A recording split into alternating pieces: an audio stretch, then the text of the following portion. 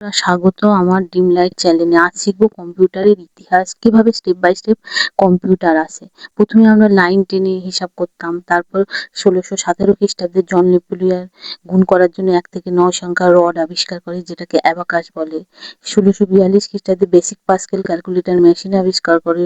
1834 খ্রিস্টাব্দে Charles Babbage analytic engine, যে 1946 খ্রিস্টাব্দে ENIAC, যেটি হচ্ছে বিদ্যুৎ চালিত প্রথম কম্পিউটার, এটি আবিষ্কার করে Charles Babbage.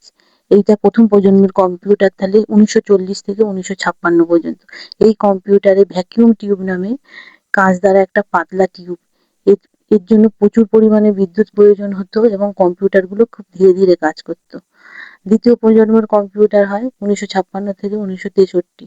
William শকলে, William batter ও জন বার্ডিন নামে তিনজন বিজ্ঞানী ট্রানজিস্টর নামে একটা যন্ত্র আবিষ্কার করে। সেই ট্রানজিস্টর ব্যবহার করার পরে কম্পিউটার আরো উন্নত হয় এবং এটি হচ্ছে কি যে বিদ্যুৎ খরচও কম হয়।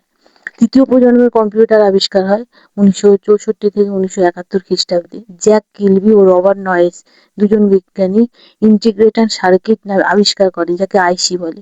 এর ফলে কম্পিউটারগুলো ছোট হয়ে যায়, কাজ করার গতি বেড়ে যায় এবং কম্পিউটারগুলো আরো উন্নত। 1972 থেকে 2010 পর্যন্ত ব্যবহৃত কম্পিউটারগুলি হলো চতুর্থ প্রজন্মের কম্পিউটার।